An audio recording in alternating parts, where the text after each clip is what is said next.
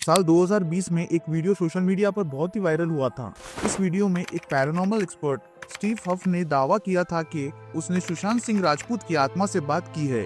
Steve हफ कहते हैं कि वो एक स्पेशल डिवाइस के जरिए उन लोगों की आत्माओं से बात करते हैं जो दुनिया से गुजर चुके हैं। पैरानॉर्मल एक्सपर्ट्स का ये मानना है कि एडवांस टेक्नोलॉजी के जरिए आत्माओं से बात करना मुमकिन हो सकता है। वो कहते हैं कि आत्मा एक तरह की एनर्जी होती है जो इलेक्ट्रोमैग्नेटिक वेव्स के जरिए सिग्नल भेज सकती है, लेकिन साइंटिस्ट इस बात को एविडेंस की कमी की वजह से रिजेक्ट करते हैं। स्टीव हफ के दावे ने बहुत लोगों को शॉक किया और इस पर काफी डिबेट हुई। वीडियो में आगे बढ़ने से पहले अगर आप इस चैनल पे नए हो तो इस चैनल को सब्सक्राइब करने के साथ साथ बेल आइकॉन को प्रेस करना ना भूले। ऐसा करने से मेरी आने वाली वीडियोस की नोटिफिकेशन आपको टाइमली पहुंच पाएगी और हमारा साथ ऐसे ही बना रहेगा। और अगर आपको मेरी वीडियोस पसंद आती है तो प्लीज लाइक, शेयर और कमेंट जरूर कीजिए। चलिए आते हैं अपनी टॉपिक पर वापस। कुछ लोगों ने स्टीव हफ के क्लेम्स को सीरियसली लिया, जबकि बहुत सारे लोगों ने इसे फ्रॉड और अटेंशन लेने का तरीका कहा। लेकिन ये बात भी समझने वाली है कि इंसानी आत्मा और उससे बात करने का कॉन्सेप्ट नया नहीं है। ये आइडिया पहले भी एक्सप्लोर किया गया था और कई मशहूर साइंटिस्ट ने इस पर काम करने की कोशिश भी की थी। निकोला टेस्ला और थॉमस एडिसन दुनिया के बहुत बड़े इन्वेंटर्स रह चुके हैं और इन दोनों का रोल इस टॉपिक में बहुत अहम है। निकोला टेस्ला, जो कि ब्रिलियंट इन्वेंटर और साइंटिस्ट थे, उनका मानना था कि मौत के बाद भी इंसानी एनर्जी किसी न किसी फॉर्म में मौजूद रहती है। टेस्ला ने ये आइडिया एल्बर्ट आइंस्टाइन की थियरी ऑफ रिलेटिविटी से लिया था।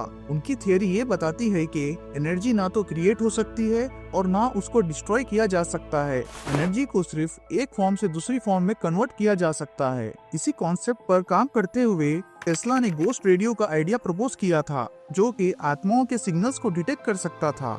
दूसरी तरफ थॉमस एडिसन, जो टेस्ला के सबसे बड़े राइवल थे, वो पैरानॉर्मल एक्टिविटीज में यकीन नहीं करते थे। लेकिन जब उन्होंने टेस्ला का गोस्ट रेडियो का पेटेंट सुना तो उन्होंने भी सोचा कि अगर टेस्ला ये सोच रहा है तो शायद ये मुमकिन हो सकता है। इसी वजह से थॉमस एडिसन ने भी अपना एक डिवाइस स्पिरिट फोन बनाना शुरू किया जो इंसानी आत्माओं से बात कर सके।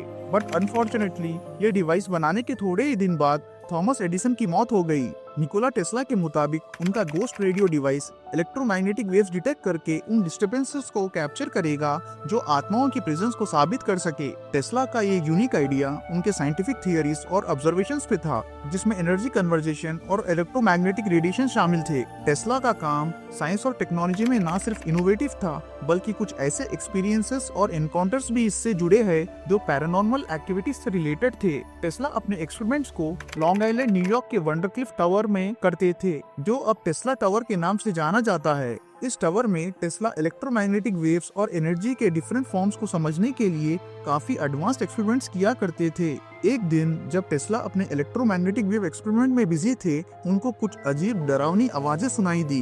ये आवाजें बहुत ही स्ट्रेंज और अनसेटलिंग थी और टेस्ला ने नोटिस किया कि उनका एंटीना जो इलेक्ट्रोमैग्नेटिक वेव्स डिटेक्ट करने के लिए यूज हो रहा था, वो किसी भी पावर सोर्स से कनेक्टेड नहीं था। ये सिचुएशन टेस्ला को बहुत ही हैरत में डाल दिया, क्योंकि ऐसे साउंड्स का प्रोड्यूस होना बिना किसी एनर्जी के काफी अनयूजुअल था। टेस्ला ने इस स्ट्रेंज अकरेंस को पैरानॉर्मल एक्टिविटी के तौर पर समझा। उनका मानना था कि जो इलेक्ट्रोमैग्नेटिक वेव्स उनके डिवाइस ने डिटेक्ट की थी, वो किसी आत्मा या स्पिरिट की प्रेजेंस को साबित कर रही थी। इस इंसिडेंट के बाद टेस्ला ने एक क्रिस्टल रेडियो का पेटेंट भी फाइल किया, जो बिना किसी एक्सटर्नल पावर सोर्स के साउंड प्रोड्यूस करता था। ये क्रिस्टल रेडियो सिर्फ रेडियो सिग्नल्स की एनर्जी को यूज करके साउंड्स प्रोड्यूस करता था। टेस्ला ने ये भी कहा कि ये वेव्स उस वक्त जनरेट हो रही थी जब उनके आसपास कोई अनसीन प्रेजेंस थी।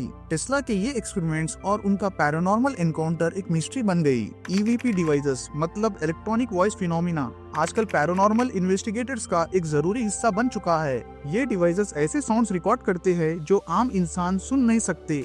ईवीपी डिवाइसेस अक्सर शांत और कंट्रोल एनवायरनमेंट्स में यूज किए जाते हैं, जहां बैकग्राउंड नॉइस मिनिमम होती है, ताकि कोई और source of electromagnetic waves interfere ना कर सके।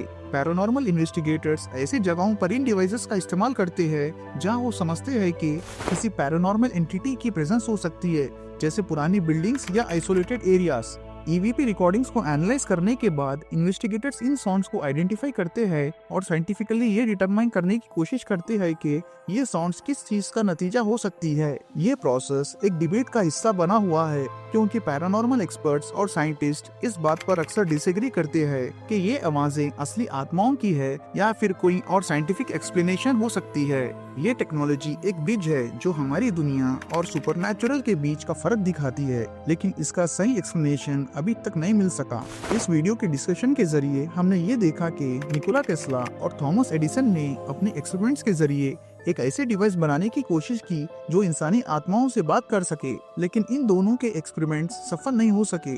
आपका क्या ख्याल है? क्या आपको लगता है कि आत्मा एग्जिस्ट करती है, और अगर हाँ तो क्या हम उनसे बात कर सकते हैं? अपना ओपिनियन नीचे कमेंट सेक्शन में जरूर शेयर करें।